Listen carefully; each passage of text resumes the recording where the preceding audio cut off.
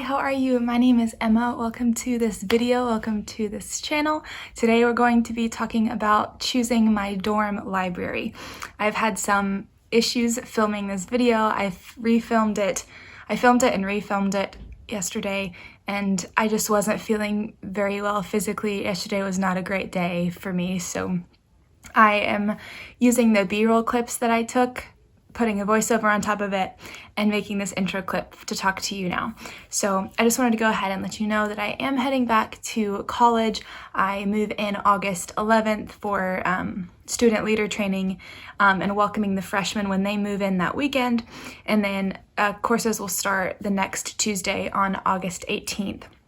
Now, I do go to a very, very small school, so they have meticulously implemented CDC guidelines and health and safety guidelines into our school day and semester.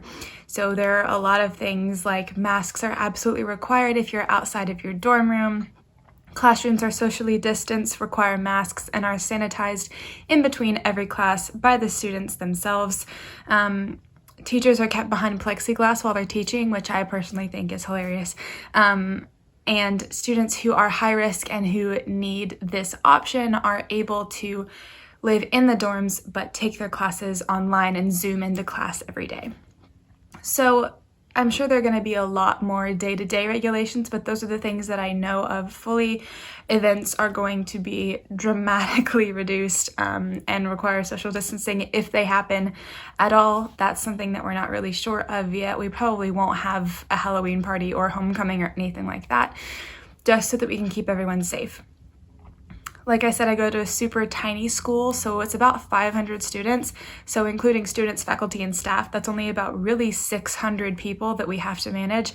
And that's a small enough number that they can monitor it adequately. So I have faith that we are going to be safe and healthy. I personally am going to be taking every single precaution that I can. I don't want to be a part of spreading the virus, but I do want to be back at my school. It's my home and I love it more than anything in the world. So I am so excited to move back to school. And I chose this list of books live on camera, but I had to scrap the footage because it was just not great. But the first couple of books I'm going to show you are my maybe pile. So they're books that if I have extra room in my luggage, I'll just shove them in there. Or if in the next 3 weeks before I leave, I feel particularly strongly about bringing one of them with me, I will pack it. And then the lion's share of the books I'm going to show are my definite books. I have a tiny little white bookcase that I've been using as a nightstand while I'm home, but I'm going to take it to school and use it as a bookshelf, and I don't have a lot of textbooks. I actually am a paperless student, so I don't have to worry about storing textbooks, so I can just worry about storing personal, fun reading books. So I tried to keep the number small because I have read most of my personal book collection. I mainly included my very favorite books that I need to have with me, just A, because I never let them leave my side, or B, for the potential need of comfort reading in the midst of a stressful semester, or books that I know I want to read before I graduate college. And I'm going to be making a video pretty soon entitled Books I Want to Read Before I Graduate College, because I'll be graduating in the spring. I also am planning to buy some books when I start getting my work study checks in, because I have a couple of jobs at school and I have not been buying very many books this summer. So I wanted to keep my collection that I'm bringing from home small so that I can get some more books while I'm there and have plenty of room. But anyway, I am excited to share this video with you. It has been kind of difficult to make, but without further ado, let's get into the books. So these first 4 books are my maybe pile, the first of which being Charlotte's Web by E.B. White. This is a story that is just dear to my heart, so I've thought about bringing it.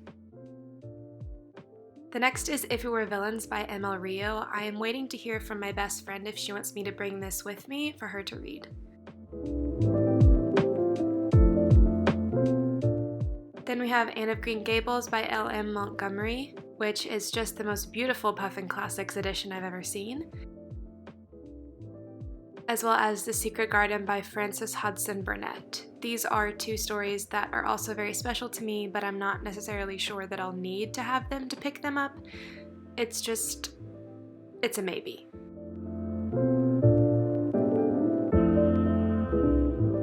Next up, like I said, are the books I'm definitely taking with me. The first of which is Little Women by Louisa May Alcott. This is the Rifle Paper Company edition from Penguin. I absolutely adore it, and I adored this book and the story and the characters and everything about it, so I'm definitely taking it with me to school. Next up is Radio Silence by Alice Oseman. I recommended this to my friend Kelly, and so I'm taking it so she can read it.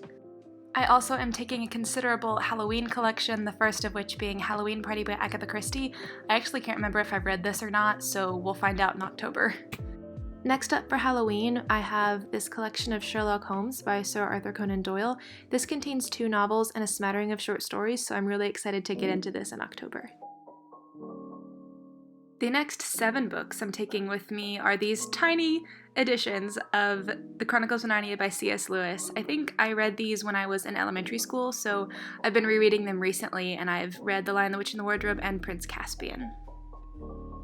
And taking a drastically different turn, this is The Shining by Stephen King. I don't know if I'm tough enough for this book, but I guess we'll find out in October.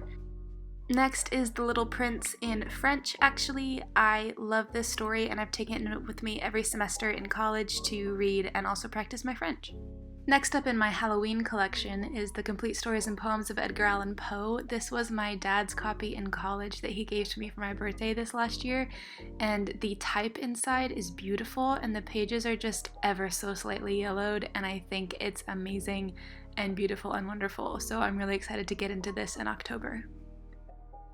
Next is A Little Life by Hanya Yanagihara. I also don't know if I'm tough enough for this one, but we'll see. Next, I'm taking Leaves of Grass by Walt Whitman. I'm currently reading this, but even if I finish it before I go back to school, I'm going to take it with me because I absolutely adore it, and I think I'm in love with Walt Whitman. Then I'll take Liturgy of the Ordinary by Tish Harrison Warren. Like I mentioned in my June wrap-up, this kind of changed my life, and I want my friends to read it. Then to bring a bit of the Gothic to my Halloween reads, this is Frankenstein by Mary Shelley. I love that this edition has Wanderer over a Sea of Fog as the cover because that's one of my favorite paintings. Then I'm taking The Bell Jar by Sylvia Plath. I started reading this recently and I didn't DNF it, I just realized I needed something more lighthearted. I'm still super excited to read this. Next is shamefully the only other poetry collection that I own, which is Percy by Shelley, selected by Fiona Sampson. Then I'm going to take David Copperfield by Charles Dickens. It is massive, but I want to conquer it before I graduate college because apparently it's about the transition from school life to working life, and I would love to see what Charles Dickens has to say about that. Next is this Canterbury Classics edition of Emma by Jane Austen, and even though I just read this book in April, I very well may read it again very soon because I just love it that much, so I'm going to take it with me. And last but certainly not least is my 5 times read, well-loved edition of A Tale of Two Cities by Charles Dickens, my favorite book of all time that I do not let pass from my side. I don't go anywhere without it. Alright, thank you so much for watching this video and sticking around to this point. You can trust that you'll be seeing more college content come from me soon. I think this summer so far on my channel I've been making a reading vlog and a sit-down video a week, but I think what I'm going to do moving forward is make a sit-down video every week and maybe vlog here and there as a bonus video, or maybe that one video a week will be a daily vlog or a day in my life or something like that. I'm really wanting to make content surrounding college because I love college and I think it's awesome.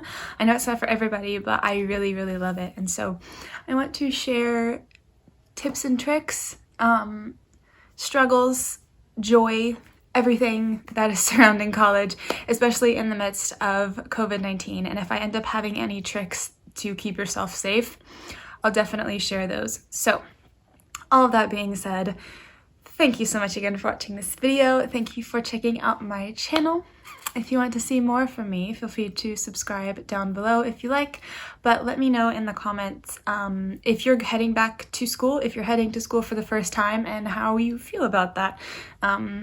Because of the measures that my school has taken, I actually feel pretty good about it, but if it were not for those measures, I think I would be really really scared.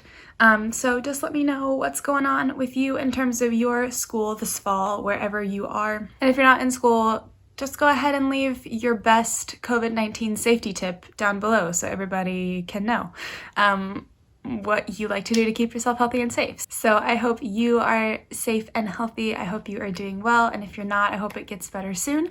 And I hope that you love what you're reading. I will see you again soon. Bye.